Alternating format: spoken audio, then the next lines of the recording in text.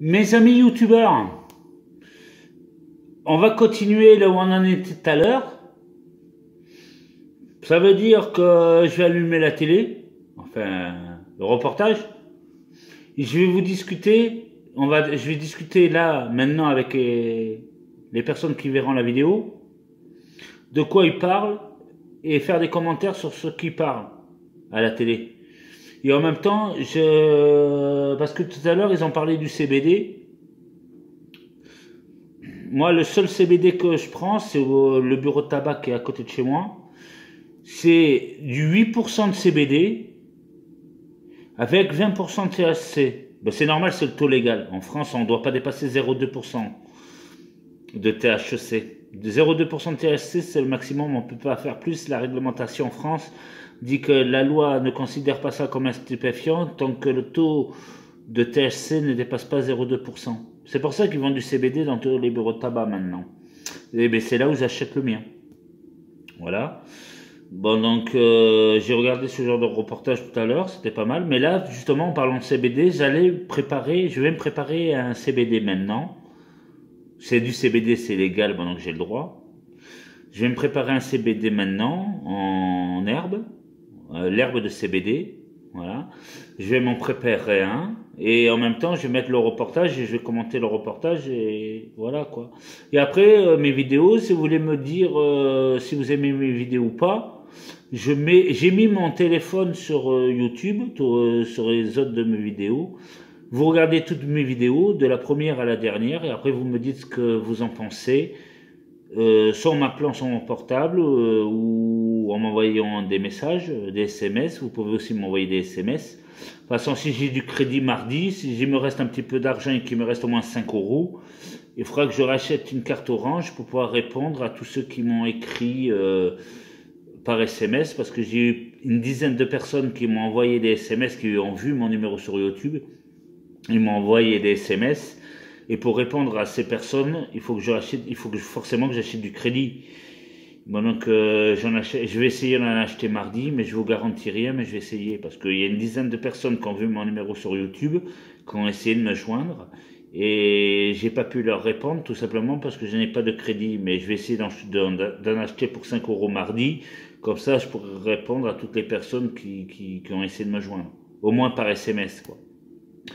Bon allez, voilà quoi mes amis. Bon, je vais remettre le reportage parce que c'était sur quoi le CBD encore?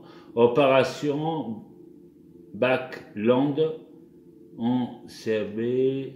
Là voilà, légalisation du cannabis. 28 minutes sur Arte. Voilà, j'en étais là. On va écouter tous ensemble. Comme ça, moi, j'aurai le temps de me préparer mon CBD, le temps que je regarde le reportage. Et je vais vous le commenter parce qu'il y a des choses que je ne suis pas d'accord qu'ils disent. Journaliste turco-américaine, vous collaborez au New York Times et au New Yorker. Bienvenue chez vous. Merci, bonsoir. Et à vos côtés, Richard Verly. Bonsoir Richard. Bonsoir. Vous êtes correspondant à Paris du quotidien suisse Le Temps. Et tout de suite, cette première actualité de la semaine, eh bien, c'est l'enlèvement au Mali d'un journaliste français par un groupe djihadiste. Ah, un groupe djihadiste a enlevé un Français. Il connaît très bien le Mali, il y vit. Il disparaît donc le 8 avril dernier à Gao, dans le nord du pays, enlevé par une branche locale d'Al-Qaïda et avec des vidéos. Attendez, je vais voir s'il n'y a pas autre chose parce que j'aime pas trop ce genre de reportage. C'est pas le sujet, c'est pas le genre de sujet qui m'intéresse. Tous les deux d'être venus en débattre ce soir. 4,6 millions de fumeurs occasionnels et 700 000 fumeurs quotidiens. La consommation de cannabis en France n'a jamais été aussi massive. Faut-il dépénaliser ou légaliser le cannabis en France? J'ai réfléchi à cette question, effectivement. C'est pas une question naïve, j'ai pas la réponse intelligente à vous donner. La réflexion qui a été engagée, vous savez, par cette commission internationale, mérite quand même réflexion. Mais bon... Dépénaliser ou légaliser le cannabis en France? Oui, mais pas plus de 0,2%.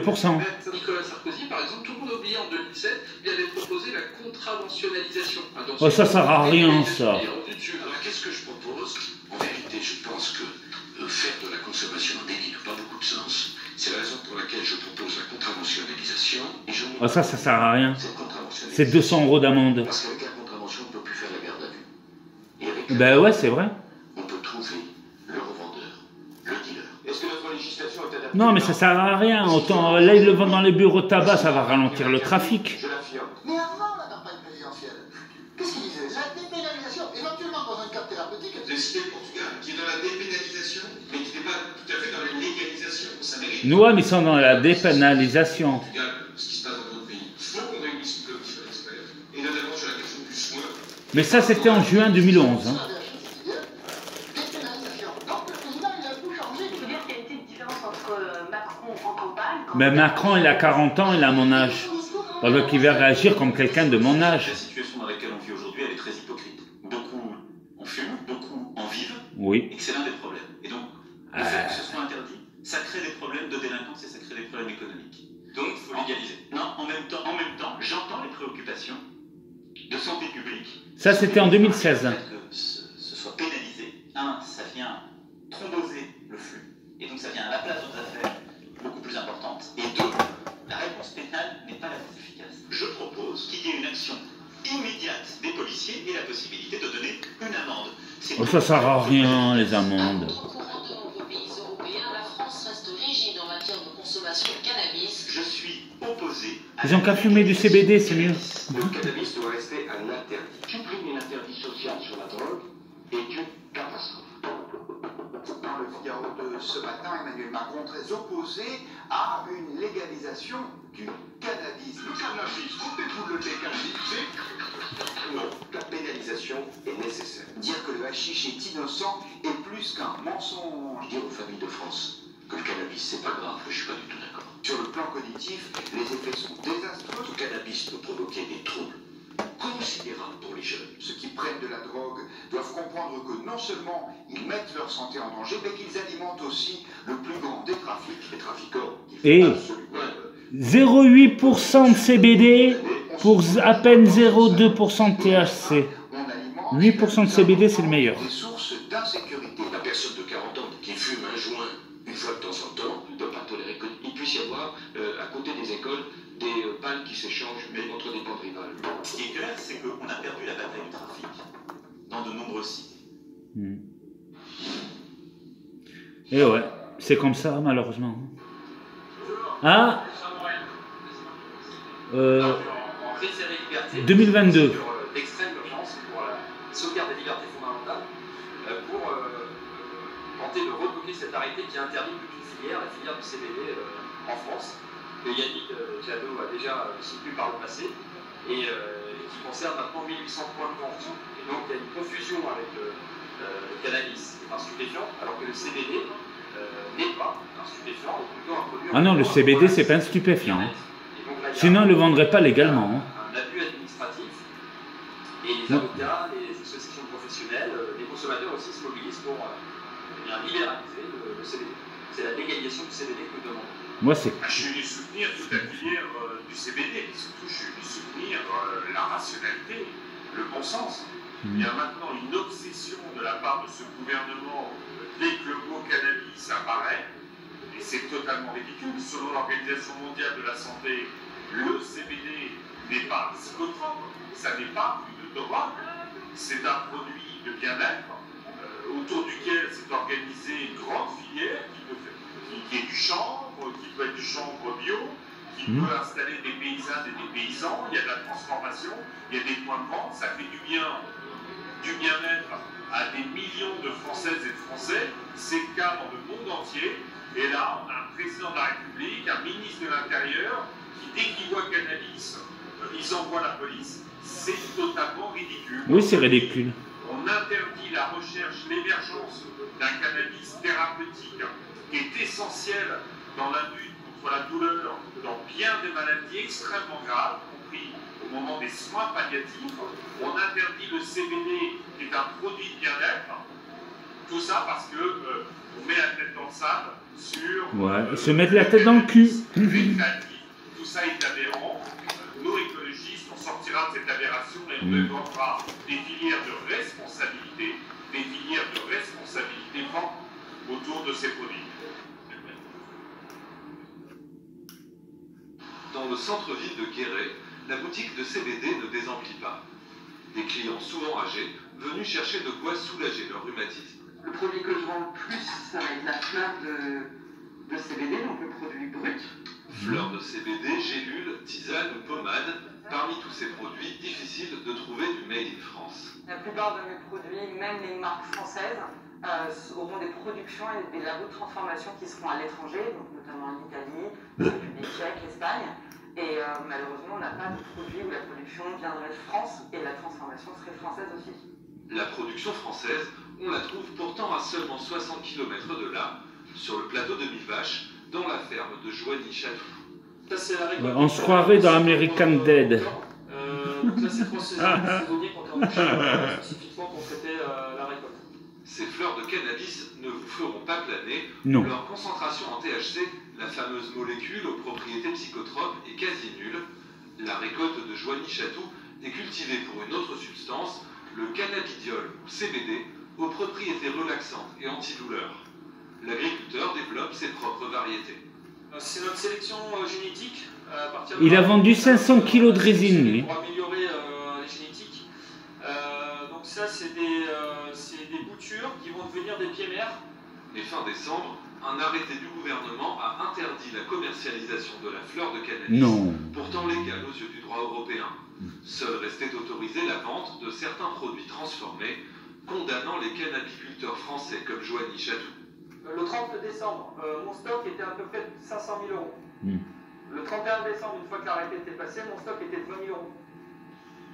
Donc je fais comment quoi? On a investi, on est à peu près 600 en France comme ça à avoir. Mais il le revend quand même. Pour vendre de la fleur.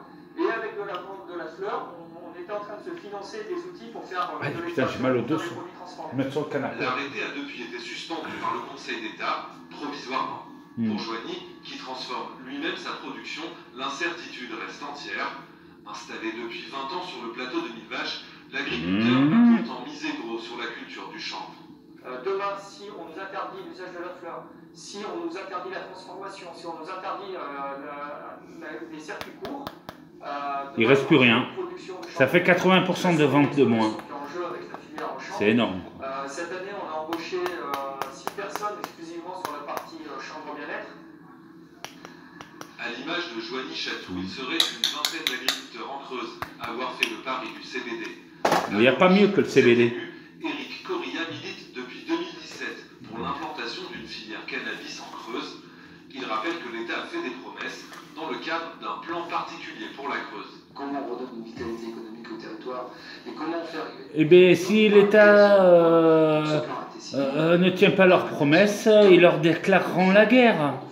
Jusqu'ils changent d'avis. Un territoire d'expérimentation pour la production, la transformation de cannabis et l'usage thérapeutique. Voilà. S'ils enlèvent ça, ça sera la guerre contre l'État. Le marché français du CBD est aujourd'hui estimé à 1 milliard d'euros. Un marché alimenté à plus de 95% par une production étrangère, déplorent les cannabiculteurs français.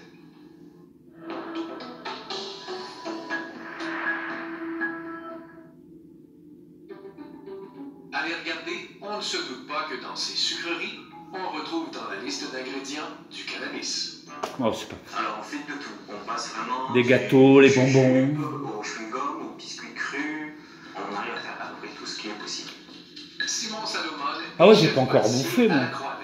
Une clinique qui utilise le Faut que je cannabis à mange. des fins médicales. Là, je vais me faire les pâtes fraîches, du râpé. Ça arrive, surtout au début, c'est arrivé maintenant. Ça prend 3 minutes, je crois. Ouais, des pâtes fraîches avec du râpé. D'acheter légalement du cannabis à des fins récréatives, vous pourriez être tenté d'en intégrer dans CBD. Eh, celui-là, il est plein pot. Je l'ai acheté ce matin. Il est tout neuf. Celui-là, il fait 0,8% de CBD et 0,2% de THC. Ben ça va, c'est normal.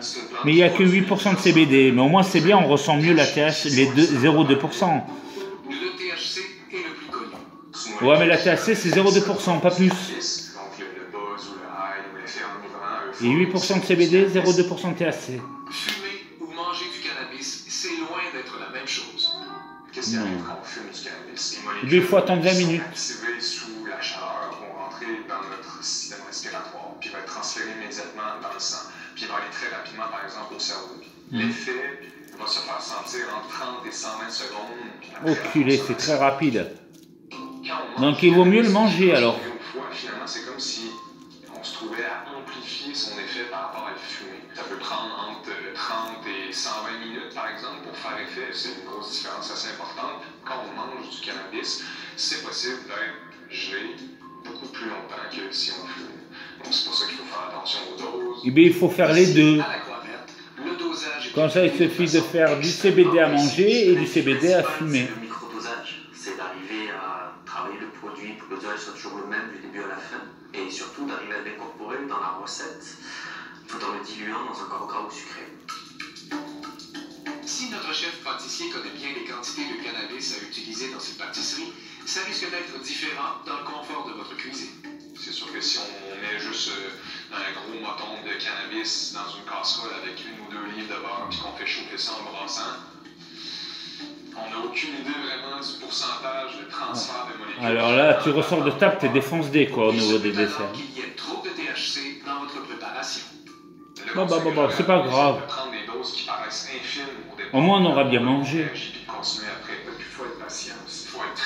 Voilà, toujours manger de biscuits fumés en même temps. 2 heures, 3 heures, j'ai pas senti d'effet, je remange. Souvent, les gens ils font l'erreur, ils remangent le double de la quantité qu'ils ont Ben ouais, c'est parce qu'ils ont faim. Exactement la quantité qu'on a pris et qui nous a pas fait d'effet, puis là, ça va faire effet. Le THC n'agit pas de la même façon sur un estomac vide ou plein.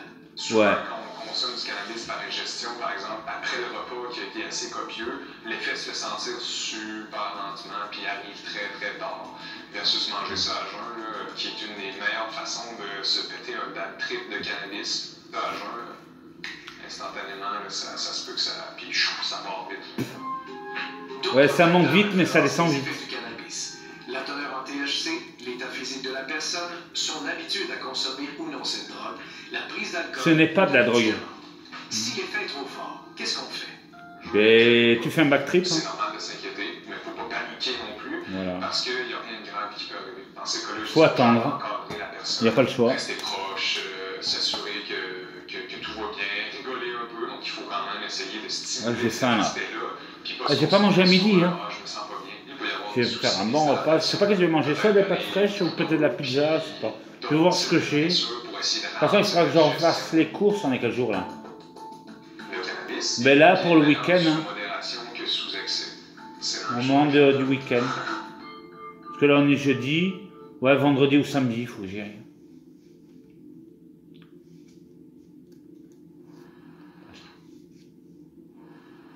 Ces commerces ont connu une croissance rapide au Mans. L'an dernier, pas moins de 9 boutiques ont ouvert, comme celle de Karim. Ils vendent du CBD, une molécule présente dans le cannabis sans effet psychotrope. Ouais, mais c'est ça, c'est du CBD. Hein. Les règles ont changé. La vente du CBD sous le CBD, il n'y a pas mieux. Brute est interdite. Une nouvelle réglementation. Alors non, plus maintenant. Condamner tout le secteur. Non, non, non. Ils peuvent la vendre, la fleur de CBD maintenant. Ils ont levé, ils peuvent. Non, tu la gardes, ça va, ils vont lever l'interdiction. Ils l'ont déjà fait.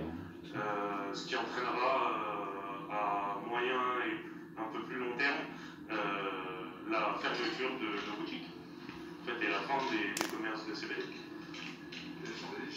Autre boutique et même colère.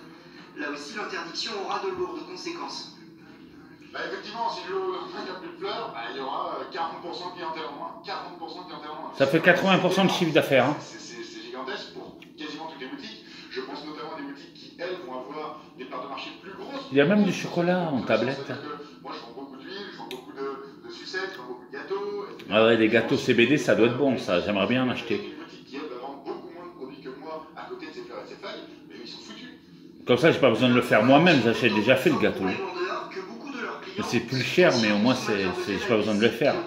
À faire la pâte et tout, la farine, c'est chiant. On veut endiguer le trafic, on va quand même éviter de renvoyer des consommateurs sur ces marchés illégaux. Quoi. Mais en sortant ce genre de décret, on renvoie des consommateurs sur ces marchés illégaux. Ça, c'est vrai que j'ai vraiment du mal à comprendre ce genre de décision. Dernier espoir pour les vendeurs, la justice. L'Union des professionnels du secteur a déposé un référé liberté devant le Conseil d'État pour faire annuler l'arrêté. En novembre 2020 déjà, l'interdiction du CBD en France avait été jugée illégale par la justice européenne. C'est la justice européenne qui compte, hein, pas la loi française. Hein. Le non-psychotrope du cannabis respire mieux depuis ce lundi. En effet, le Conseil d'État a suspendu l'interdiction Ben oui, ils feraient une chose illégale s'ils l'enlevaient. Alors ils sont obligés de le laisser. Sinon c'est interdit, ils auraient des conséquences. Ils n'ont pas le droit de l'enlever, c'est interdit. Par l'Union européenne, c'est interdit. Voilà, la personne qui veut consommer, consomme. C'est normal. Hein. Oui, le CBD est autorisé en France.